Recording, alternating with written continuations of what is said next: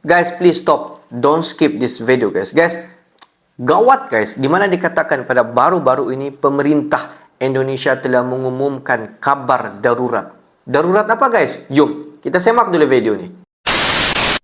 Hello guys, bismillahirrahmanirrahim. Assalamualaikum warahmatullahi wabarakatuh. Allahumma salli ala sayyidina Muhammad wa ala ali sayyidina Muhammad. Guys, selamat datang ke Musa Channel. Seperti biasa, ini adalah channel YouTube aku, Musa bin Muhammadirin Channel.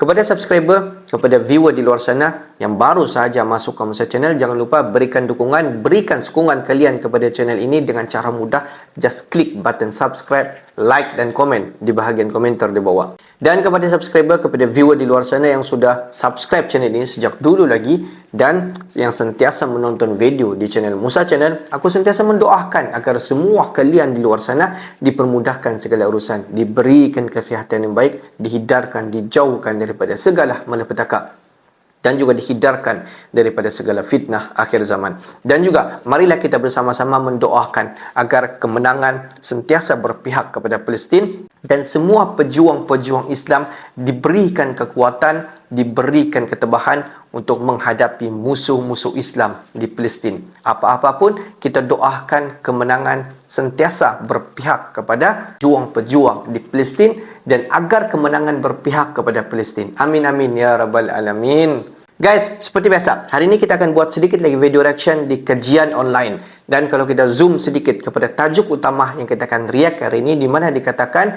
gawat guys, di mana dikatakan pemerintah Indonesia mengumumkan keadaan darurat. Darurat apa guys? Jom, tanpa buang masa, kita semak dulu video ni. Apa guys?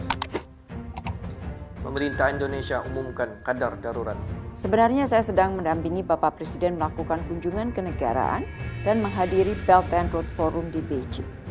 Keberadaan saya di Beijing terpaksa dipersingkat. Bapak Presiden memerintahkan saya untuk terbang ke Jeddah menghadiri pertemuan luar biasa tingkat Menteri Luar Negeri OKI untuk membahas situasi yang semakin memburuk di Gaza.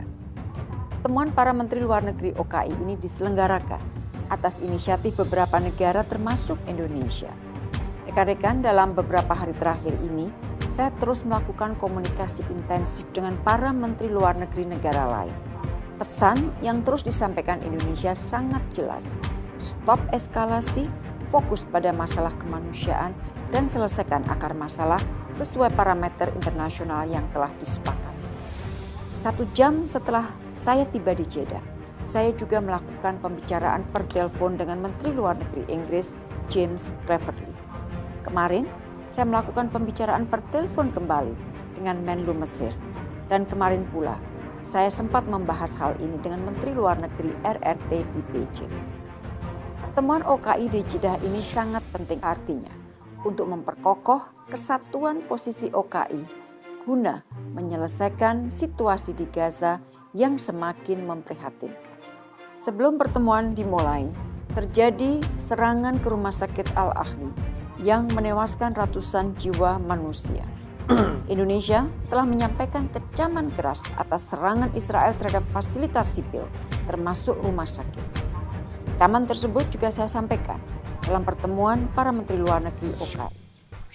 Selain itu, di dalam pertemuan OKI, Indonesia juga menyampaikan kecaman keras terhadap agresi atas warga sipil yang unprecedented di Gaza dan seluruh wilayah pendudukan di Palestina.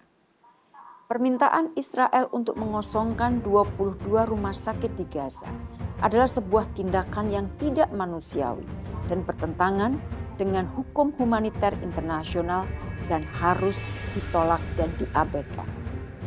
Upaya Indonesia untuk mengevakuasi warga negara Indonesia dari wilayah konflik sampai sekarang belum berhasil karena situasi yang sangat sulit. Indonesia menekankan OKI harus mengirim pesan kuat sekaligus memobilisasi dukungan internasional untuk mengatasi situasi di Gaza. Rekan-rekan, terdapat 3 hal yang saya sampaikan di dalam pertemuan OKI dan harus menjadi fokus utama saat ini. Pertama, menghentikan kekerasan segera. OKI harus mengerahkan segala upaya untuk mendesak dilakukannya gencatan senjata sesegera mungkin.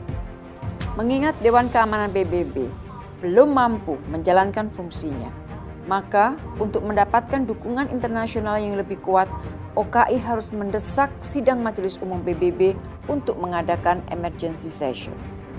Kedua, memastikan kelancaran dan keselamatan pengiriman bantuan kemanusiaan.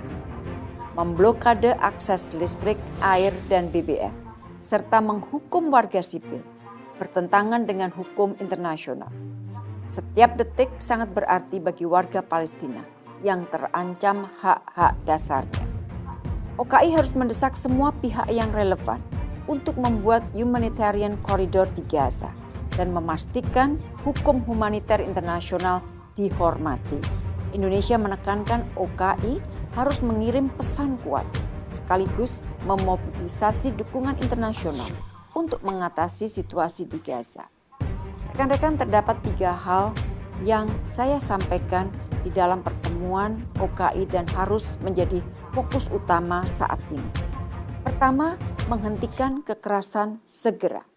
OKI harus mengerahkan segala upaya untuk mendesak dilakukannya gencatan senjata sesegera mungkin. Mengingat Dewan Keamanan PBB belum mampu menjalankan fungsinya, maka untuk mendapatkan dukungan internasional yang lebih kuat, OKI harus mendesak sidang Majelis Umum PBB untuk mengadakan emergency session. Kedua, memastikan kelancaran dan keselamatan pengiriman bantuan kemanusiaan. Memblokade akses listrik, air, dan BBM, serta menghukum warga sipil, bertentangan dengan hukum internasional. Setiap detik sangat berarti bagi warga Palestina yang terancam hak-hak dasarnya.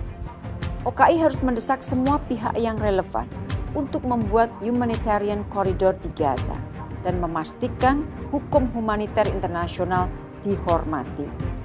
Upaya apapun yang mengarah kepada pengusiran penduduk di Gaza harus ditolak. Ketiga, mengatasi akar konflik. Perdamaian abadi tidak akan tercapai tanpa terpenuhinya hak bangsa Palestina. OKI harus mendesak dilanjutkannya proses perdamaian yang berarti untuk mencapai two-state solution sebagai satu-satunya jalan. Di akhir pernyataan, Indonesia mengingatkan kembali bahwa OKI didirikan untuk membebaskan bangsa Palestina. Sekarang waktunya bagi OKI untuk bertindak dan kita harus bertindak bersama-sama.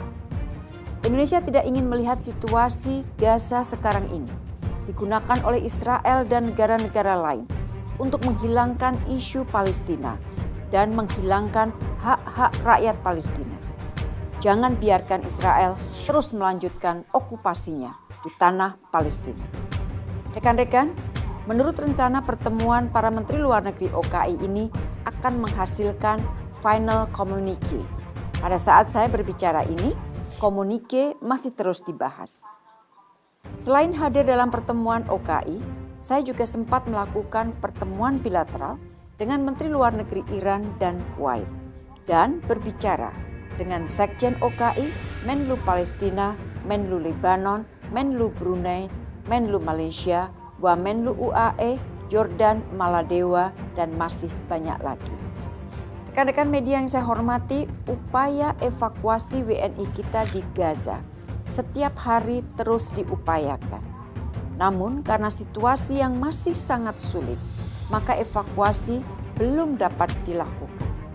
Hampir setiap hari saya melakukan komunikasi dengan wakil WNI kita di Gaza.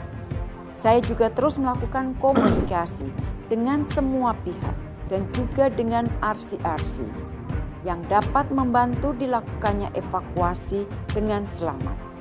Komunikasi kembali dengan Presiden ICRC saya lakukan kembali sebelum saya tiba di Jeddah. Semua upaya akan kita lakukan untuk dapat melakukan evakuasi WNI dengan selamat.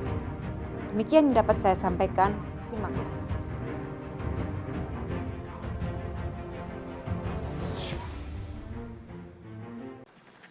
Guys, menurut daripada Menteri Luar di Indonesia, Ibu Retno Marsudi, beberapa hari yang lepas di mana beliau beradab KTT BRF yang berlangsung di Beijing. Dan kalau kita tengok semalam, di mana Menlu Ibu Retno telah ditelepon secara emergency kecemasan yang mengarahkan supaya Ibu Retno ni menteri luar di Indonesia untuk terbang terus ke Riyadh di Arab Saudi, sebab pada ketika itu di mana di Riyadh di Arab Saudi telah berlangsung persidangan tergempar yang memanggil semua negara-negara Islam termasuklah Indonesia. Di mana semasa persidangan itu Presiden Indonesia, Presiden Jokowi pun hadir semasa persidangan yang berlangsung. Di mana persidangan yang tergempar itu dia membincangkan tentang isu yang sangat-sangat panas yang berlaku di antara Gaza, iaitu Palestin dan juga Israel. Kalau kita tengok video sebentar tadi, secara kesimpulan dia, di mana Ibu Retno Marsudi menyatakan bahawa PBB itu buat ketika ini tidak fungsi, tidak memainkan fungsi yang sebenarnya yang apabila berlakunya konflik di antara Gaza dan juga pihak daripada Israel.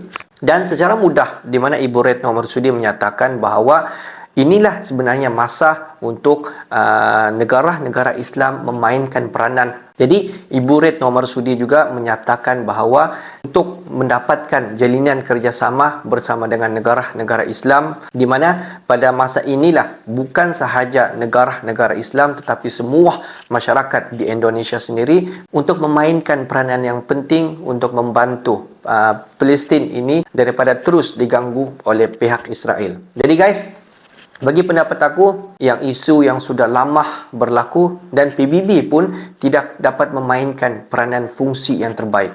Sebab kalau kita tengok ahli-ahli PBB adalah orang-orang terkuat daripada negara itu, jadi mustahil mereka akan membantu negara itu. Jadi, apa yang kita mahu sekarang agar masyarakat Palestin, negara Palestin ini dibebaskan dan tidak lagi diganggu oleh Israel. Dan inilah sebenarnya peranan semua masyarakat, bukan sahaja pada satu negara tetapi semua negara satu dunia, negara Islam, sama-sama untuk membantu negara Palestin daripada terus berlakunya peperangan. Daripada satu orang tenaga individu yang membantu pihak Palestin dapat membuat satu kumpulan yang sangat-sangat besar yang mampu untuk sama-sama bertahan ataupun sama-sama berkorban untuk mempertahankan negara Palestin daripada terus dilakukan kekejaman oleh Israel, guys.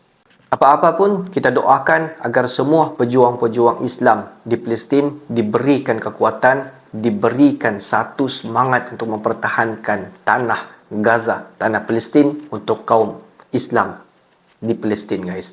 Dan juga kita doakan agar semua Israel itu dibuang daripada negara Palestin. Okeylah guys, untuk hari ini sampai di sini saja sedikit information daripada Musa Channel, dan kepada subscriber, kepada viewer di luar sana yang belum lagi klik button subscribe, please guys to klik button subscribe, like dan komen di bahagian komentar di bawah. Akhir kata daripada Musa Channel, thanks for watching my video. Assalamualaikum warahmatullahi wabarakatuh guys. See you the next video guys.